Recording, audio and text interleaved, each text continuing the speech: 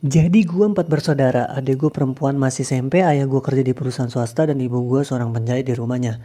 Dulu ibu gue itu cuma menjahit baju pesanan tetangga. Gue sering banget dengar suara mesin jahitnya dan itu ngebuat gue tenang, bukan keberisikan. Ibu gue kadang ngerjain kerjanya itu sampai larut malam. Nah, sejak 2 minggu terakhir ini, dia itu jadi lebih diam dan lebih murung dan selalu jahit sampai dini hari. Kadang gue tuh denger dia suka ngomong sendiri dengan nada agak tinggi, tapi bukan marah, kayak semacam negosiasi. Suatu hari, gue kebangun malam-malam, jam udah menunjukkan jam 12 malam. Tuh gue pengen kamar mandi, pengen buang air kecil. Nah, sedangkan kamar mandi gue itu di ujung persis sebelah ruangan ibu gue ngejahit. Jadi otomatis gue harus ngelewatin ruangan ibu gue. Nah, pas gue ngelewatin, gue itu denger ibu gue bilang, "Sebentar ya, jangan bergerak, nanti benangnya putus." Gue bergumam, lah jam 12 gini masa sih masih ada tamu gitu kan. Gue pengen banget masuk buat ngeliat, tapi takut beneran ada tamu. Jadi ya udah gue biarin aja. Tapi malam itu gue emang udah ngerasa ada yang aneh. Jam 3 paginya, lagi-lagi gue kebangun buat keluar kamar mandi. Pas gue keluar kamar mandi, dari kejauhan itu gue udah ngeliat ruangan ibu gue itu masih nyala lampunya. Karena gue penasaran, jadi ya udah gue intip lewat celah pintu itu. Dan di sana gue malah ngeliat ibu gue lagi jongkok di lantai. Dan di depannya itu ada benda panjang dibungkus kain putih. Gue ngeliat kayaknya ibu gue sedang menjahit dan bentukannya itu seperti tubuh. Ukurannya seperti orang dewasa, tapi bukan kain biasa yang dia pakai itu. Kelihatan kayak kulit. Dan gue makin kaget dan ngerasa aneh. Masa tiba-tiba ibu gue dapat pesanan jaket kulit? Anjir, gue kaget dong. Niat hati pengen ngajakin ibu gue tidur, tapi gue malah ngeliat sesuatu yang harusnya gue nggak mau lihat. Gue mundur pelan-pelan, tapi sialnya gue malah nginjek kertas sobekan yang bergambar pola baju. Ibu gue langsung ngeliat gue dengan kondisi matanya yang merah kayak habis nangis dan wajahnya dingin pucat. Di situ gue kaget. Tiba-tiba ibu gue nanya ke gue, "Bukannya jam segini udah tidur ya?" Gue cuman bisa bilang iya, terus langsung kabur ke kamar tidur gue